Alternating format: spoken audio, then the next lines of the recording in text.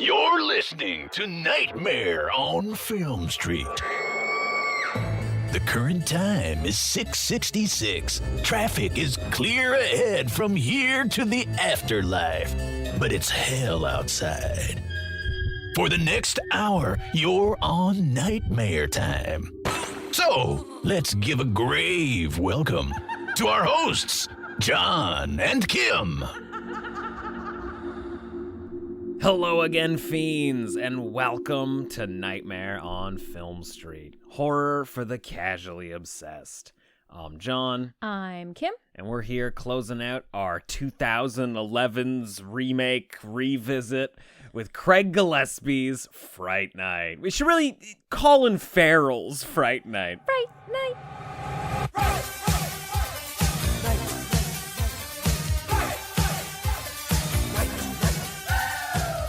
I learned 30 seconds before recording this podcast that Kim does not recognize the name Craig Gillespie.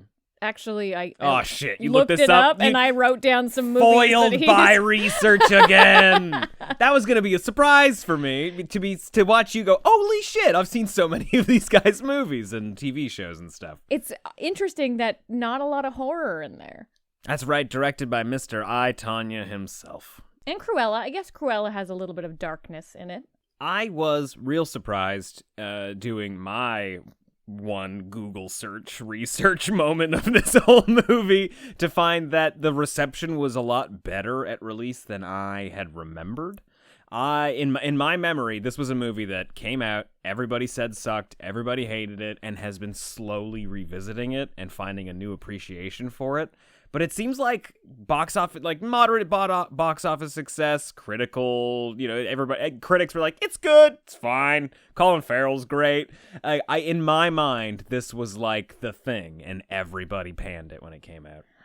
For me, this film was just not on my radar, which is really weird, because I had a huge sure.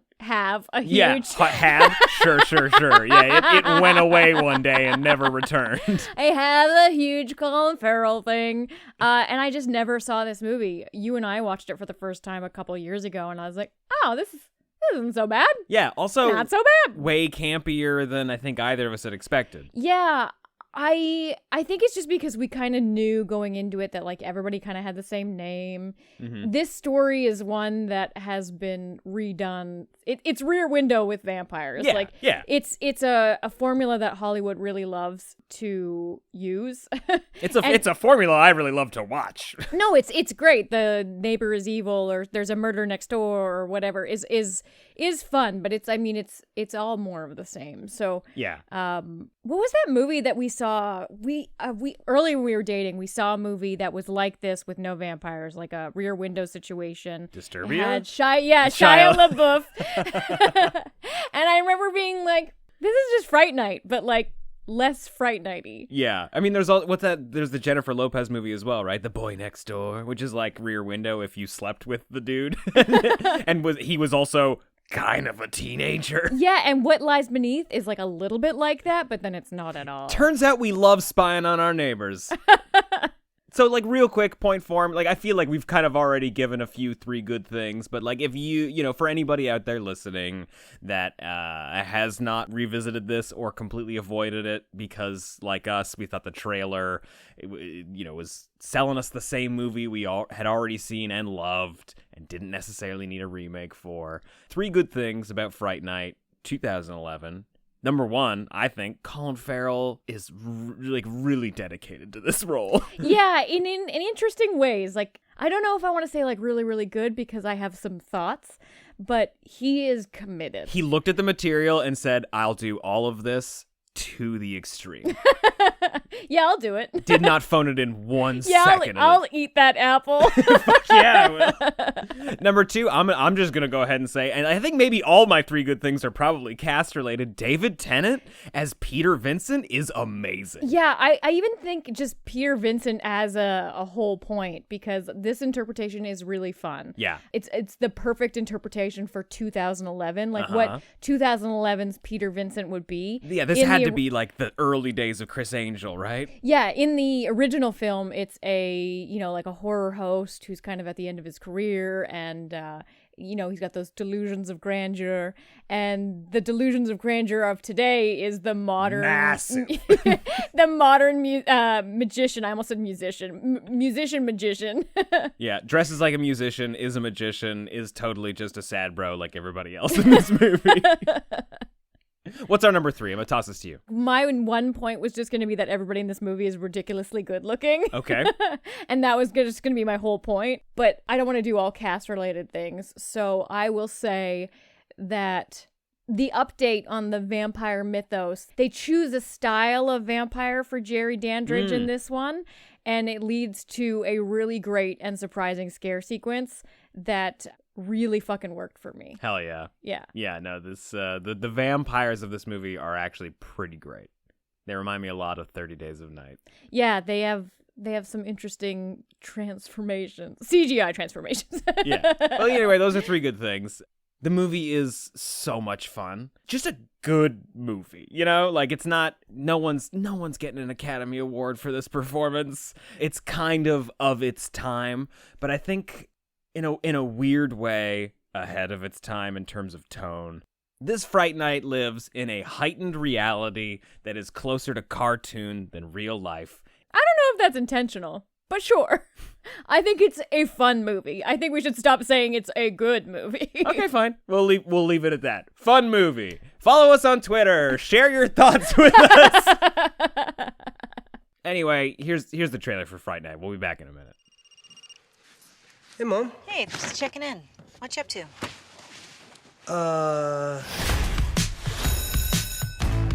Adam Johnson. Adam. You know Adam's missing, right? Right, kids aren't coming to school. It happens all the time. I don't know if you were paying attention to roll call, but he's not the only one that's gone. You're nuts.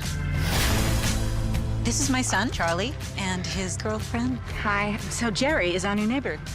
Hey. Hey. Now listen to me. We graphed up all the disappearances. That's you right there in the center next to his house. I really hate to be the one to tell you this, but that guy, your neighbor? Jerry. Yeah, he's a vampire. That is a terrible vampire name. Jerry? Hey, guy. You've been watching me. I've been watching you. Your mom, there's a kind of neglect. Gives off a scent. And your girl, she's ripe. It's on you to look out for them, because there are a lot of bad people out there, Charlie.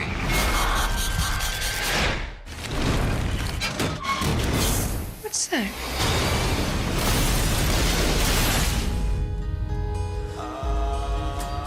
I'm gonna end him or he's gonna end me. That's how it's gonna be.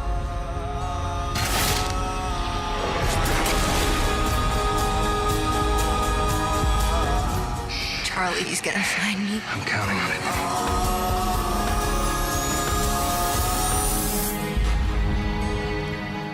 You smell that? It's your fear. Just hit him! Hit him! Did I kill him? Hopefully.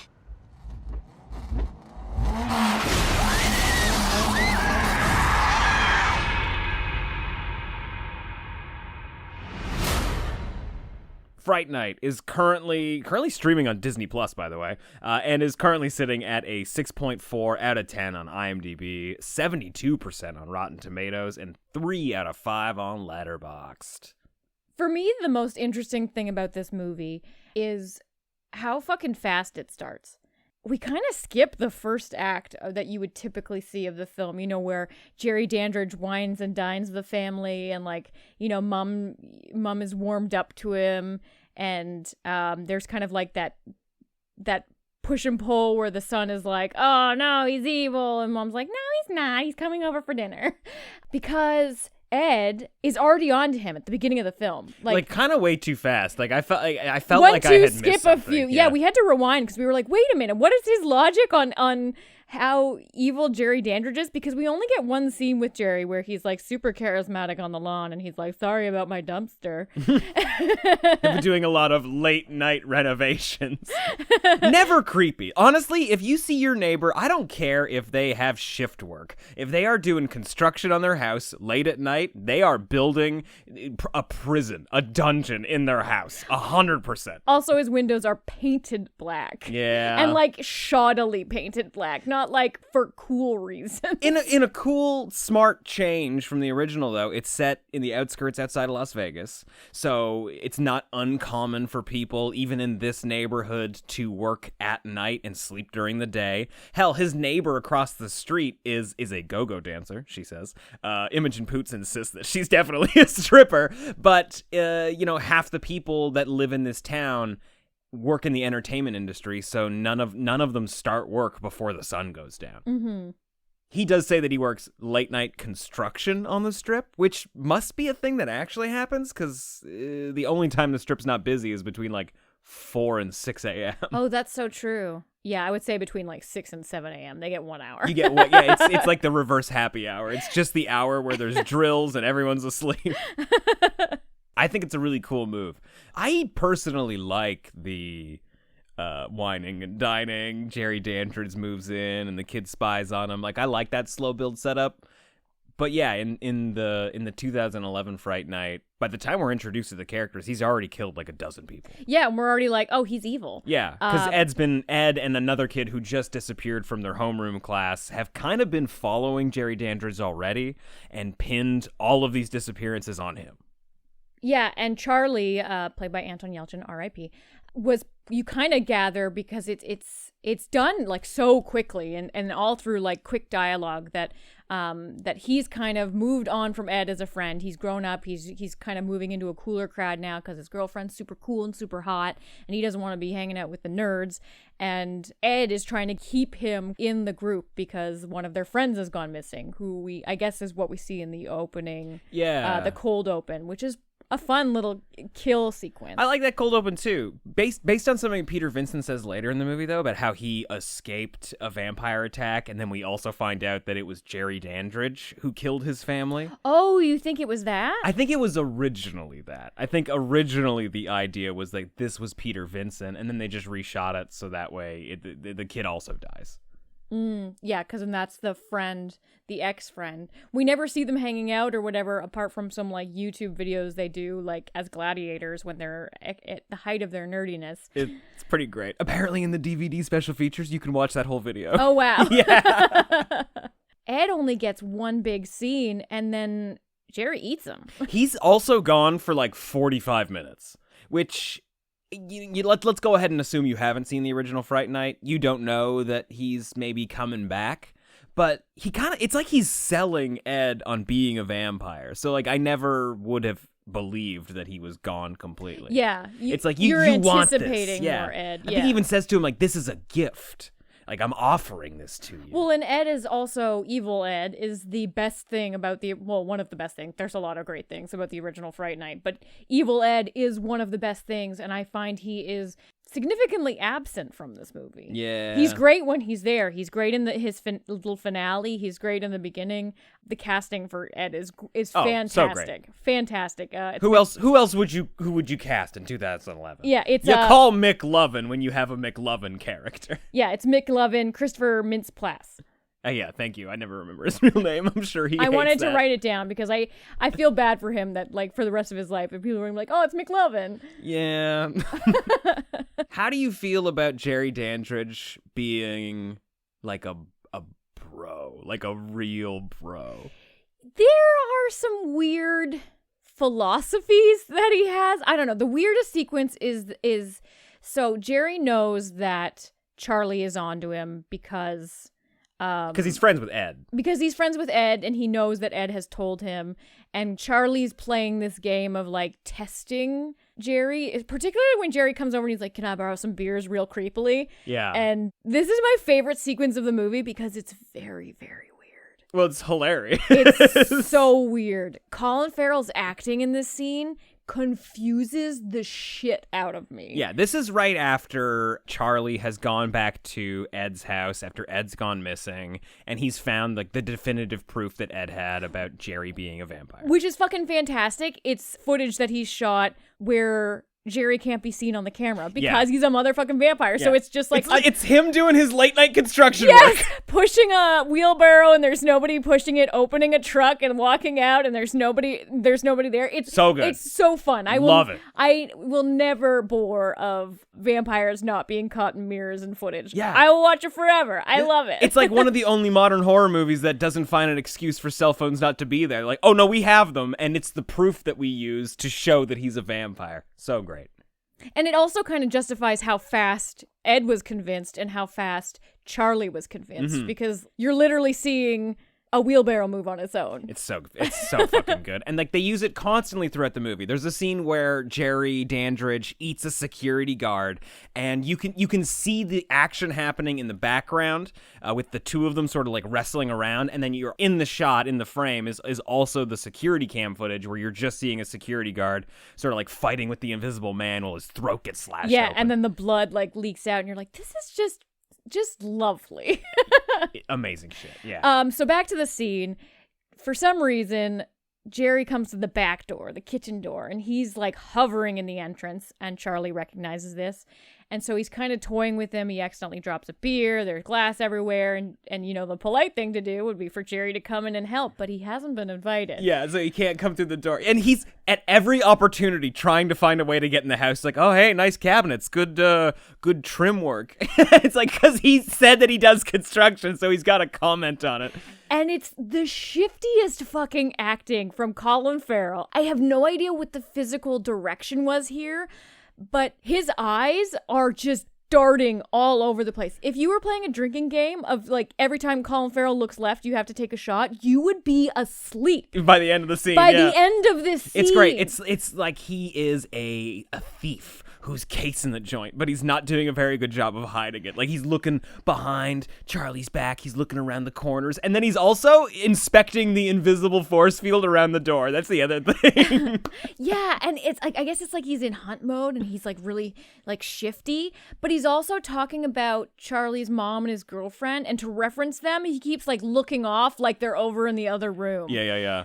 And he's doing like bro talk, like that book, The Game, you know, where he's talking about, oh yeah, this is the kind of girl that you gotta like put in her place. I don't think that's what he actually says, but it's really weird. It's that kind of talk. I would believe that he's 200, 300 years old. He's just like, oh, you gotta watch those girls, and you're just like, what are you doing? Yeah. Take your beers and leave. You're being weird. He's giving him like the slicked back hair, gym tan laundry kind of advice on like how to get these girls. I think he's just trying to play with his ego because he knows that Charlie has kind of come from, you know, a geeky background, and he knows that his girlfriend's a 10 and kind of that insecurity he has. Mm-hmm. I think he's really trying to lean into that and make him feel inferior. You think that's all it is? Yeah, because at this movie's core, it's kind of the whole movie is about this young couple's sexuality and getting it on. I mean, so is the first one, and becoming an adult. No, but I know that, but I'm just saying that,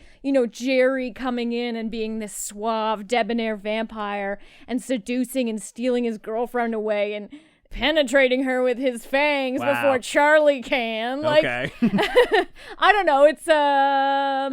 It's all about young love and I don't know, getting it in. I guess. Getting it in. Yeah. Well, I mean, any teenage movie kind of is, and yeah, Colin Farrell is that sort of sleazy dude that's given teenagers advice that they should not take, like at every turn. Even when I don't know, there's a scene where he finally gets Amy in the club, in the Las Vegas club, and Charlie can't get to her, and it's not nearly as fun as the 1985 Fright Night with like the dance number and the dance off, but he kind of like corners her, and she gives in because he's made her taste his blood, and he just like whispers in her ear like, "Atta girl." Like, it's yeah, like the whole thing is not good. Like, he is essentially a date rapist, but he's a vampire, and Colin Farrell really does a great job with it. I dislike it so much. Yeah, though that's the thing. You're not supposed to like this Jerry Dandridge. The Jerry Dandridge of 1985, whatever the original Fright Night is, you could fall for his tricks. Like, he is suave. He is sort of... And his sweaters. He's got a great sweater game. He's charming. He's charismatic.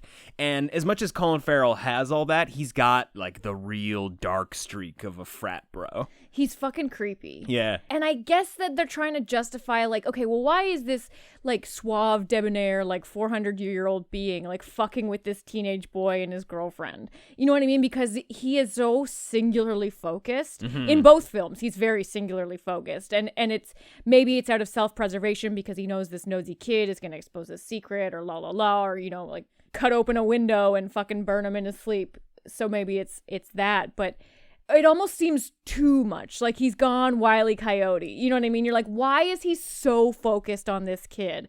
And you're like, oh, it's a creep. He's a creep and he wants his girlfriend.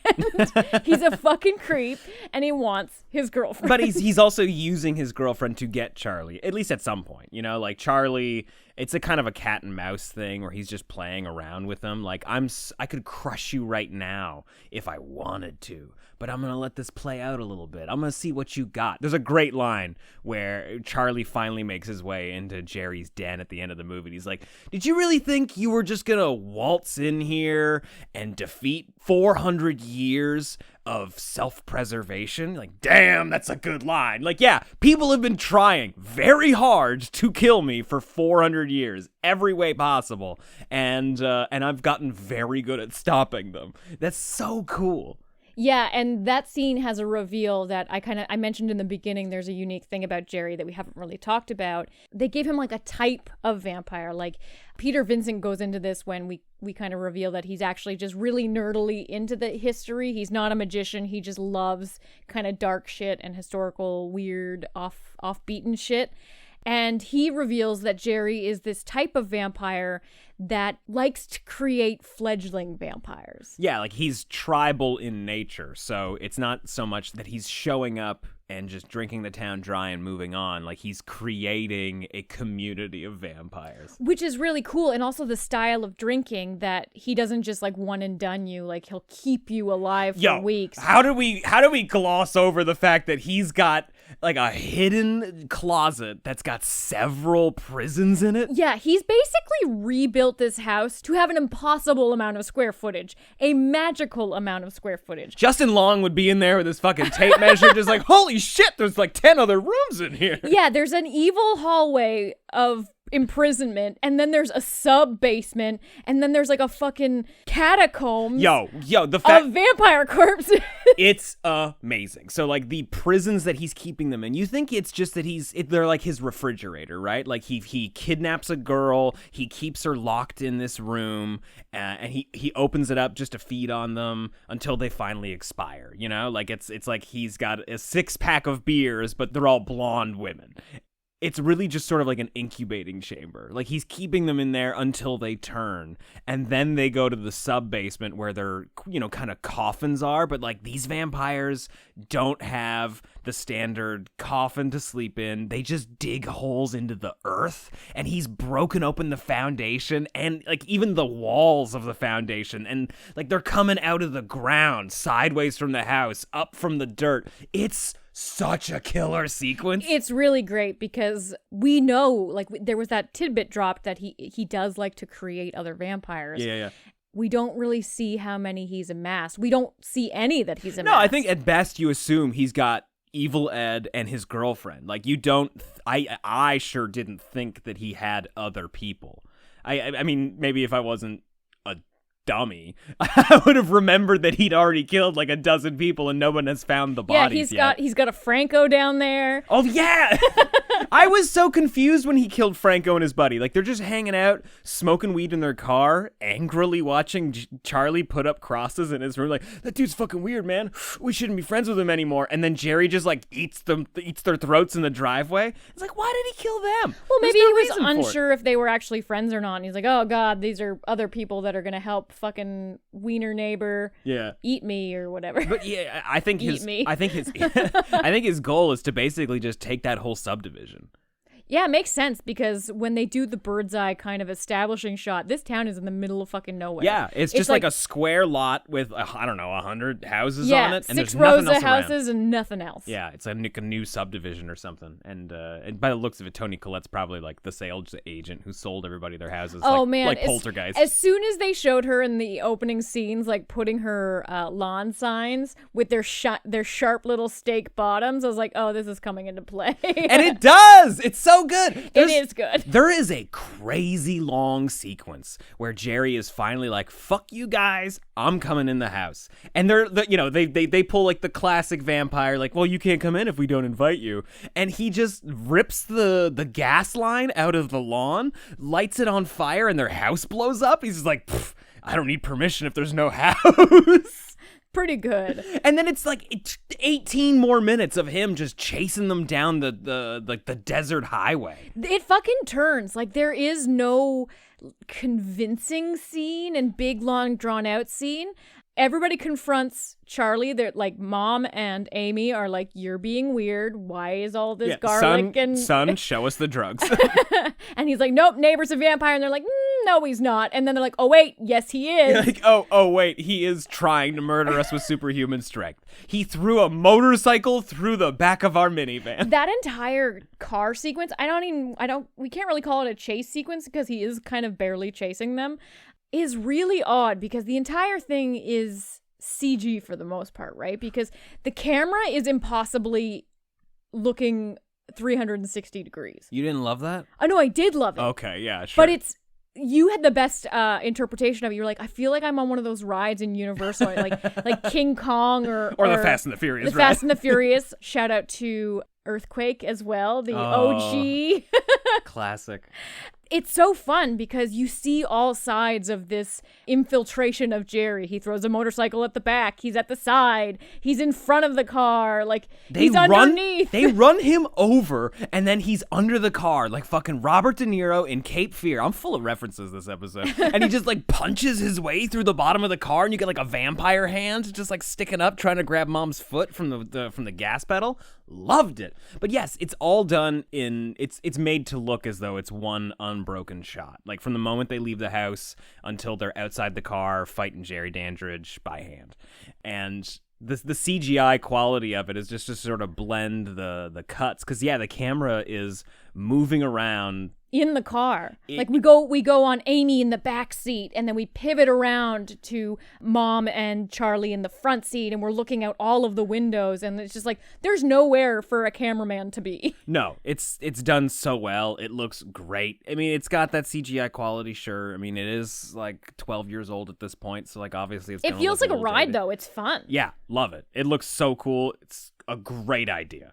But while we're talking CGI stuff, I don't really love a lot of the special effects in the movie.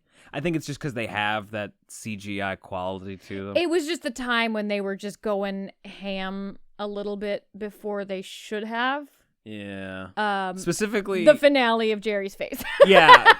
Jerry's transformation from like vampire back to like full ass, vampire who lives underground. He reminds monster me, back to Colin Farrell looks funny. He reminds me of Hyde in The League of Extraordinary Gentlemen, like transformation of Hyde, and you're just like, yeah. Oh, okay, let's go for it. Yeah. But this is what I wanted to bring up. Like, now, don't get me wrong. There are a lot of special effects that look really good. When Charlie puts a battle axe in Ed's neck, and it's just sort of like dangling there, looks great. Like, all the blood looks fun. It was released in 3D, so you do have a lot of stuff like glass from the car and even blood when people get bitten, just sort of like flying at the screen, which is fun. I wish we saw this in 3D. I bet it looked hilarious. But in the end credits, we noticed that special effects and makeup, prosthetics done by Howard Berger and Greg Nicotero. So you gotta know that this was a The Thing scenario. No, they definitely just enhanced the makeup with CGI. All of the makeup looked CGI. Yes, yeah. And having seen The Walking Dead and shit, you know that they can just clean up the edges and make it look great. But I think we got to remember this came out the same year as The Thing. I think it was probably an issue of looking quote unquote too 80s and maybe even possibly just looking too graphic. You know, if you make it look a little cartoonish, because they went for a shiny version of everything. Yeah, you could get away with like a PG-13 versus a hard R. If it looks fake. The part that breaks your heart the most is Amy's big sequence, which is true from the original, where, you know, the white dress, she's turned into a fledgling vampire, and the really enormous, terrifying mouth with the teeth scare. Yeah. It's very digital in this version, and it's Yeah. got a big highlight and it's got a big spotlight, and they're really giving one to the team like, you originals are gonna love this. And we're like, this is a lot of CGI though. And you know, I love really obnoxious CGI. I do. That one made me a little sad.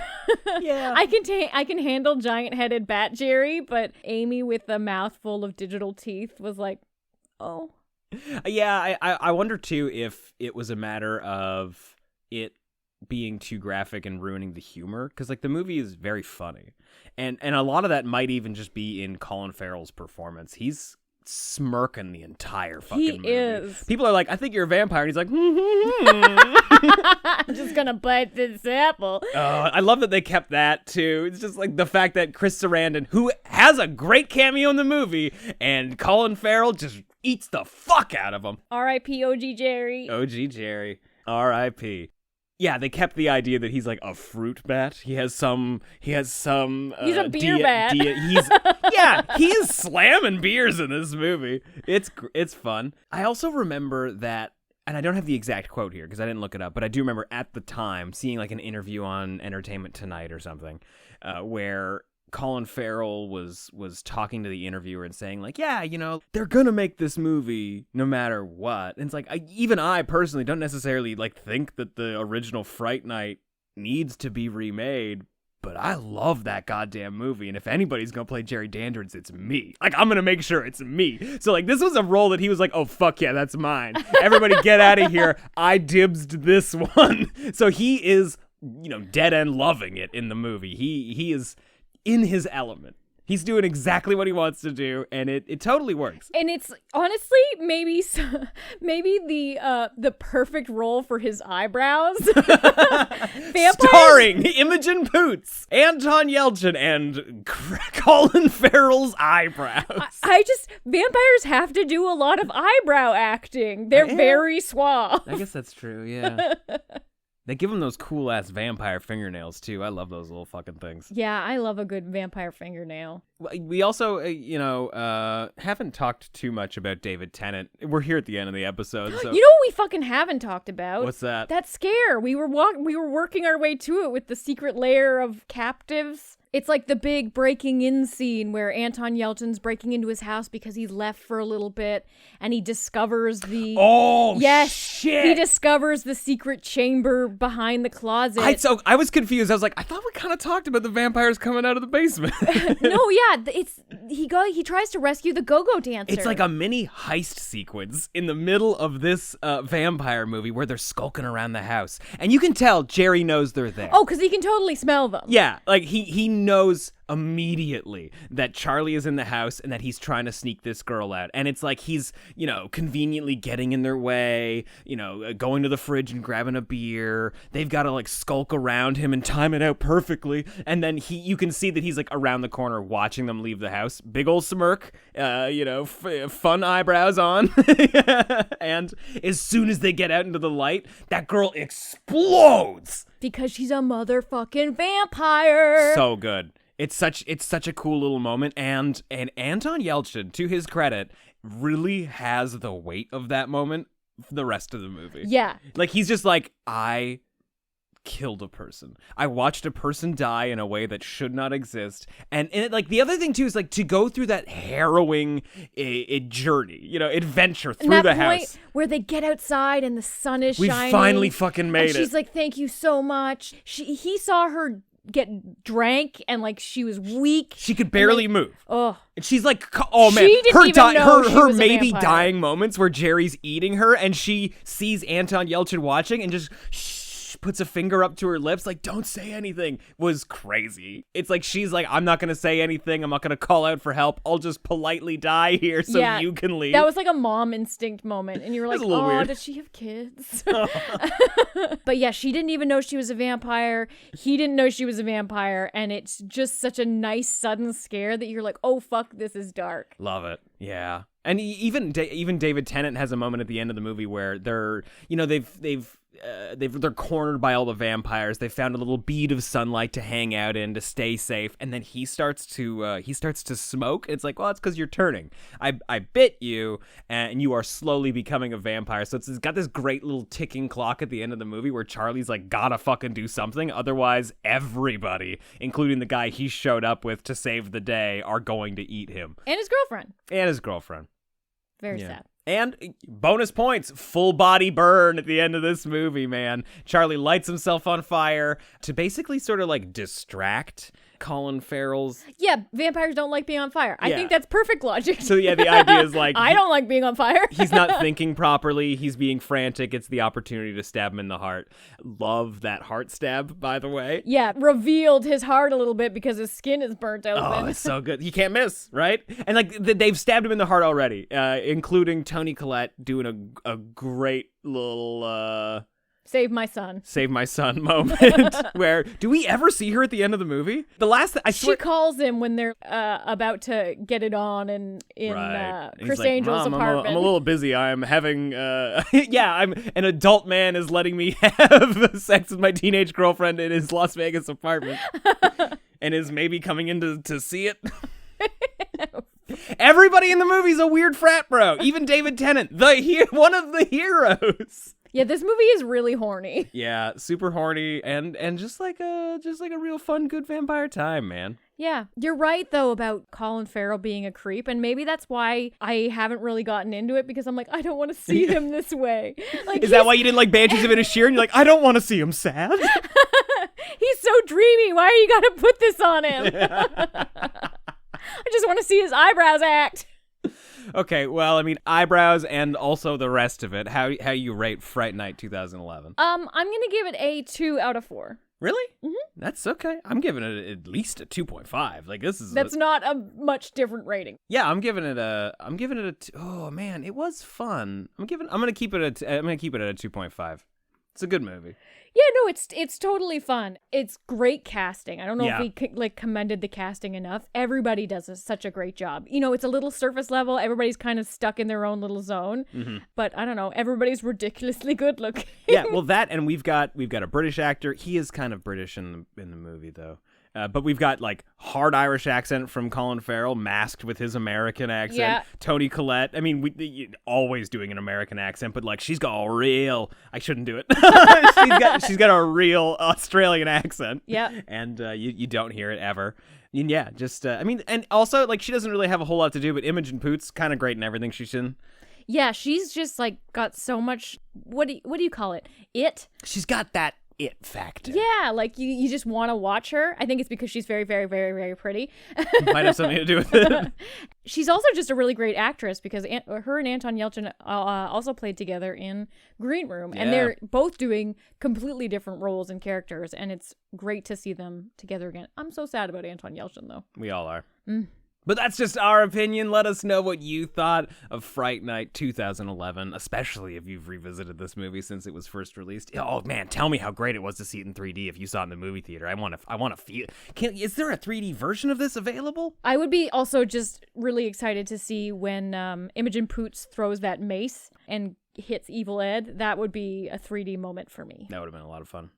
Yeah, hit us up on Twitter at NOFS Podcast or in the Nightmare on Film Street Discord at nofspodcast.com/Discord. You can also find us on Instagram at Nightmare on Film Street. Not really the greatest place to have a conversation, but I mean, hey, if you want to like check out some photos we're posting, it's over there. There's lots of memes over there. Yeah.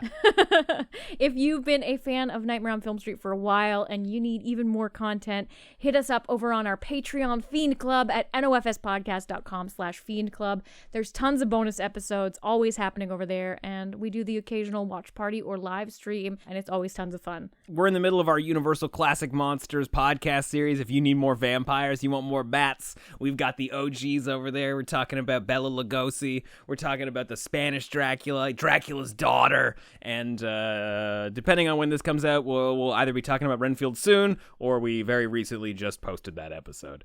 Here are our full thoughts on Nicolas Cage as fucking Dracula over in the Fiend Club at, like Kim mentioned, at nofspodcast.com/Fiend Club. Until next time, I'm Kim. I'm John. Stay creepy. It appears you made it out alive, but we'll get you next time. Help us to grow the horde. Leave a 5-star review on Apple Podcasts or wherever you subscribe. More terror can be found lurking on our website, nofspodcast.com. Until next time, stay creepy, fiends.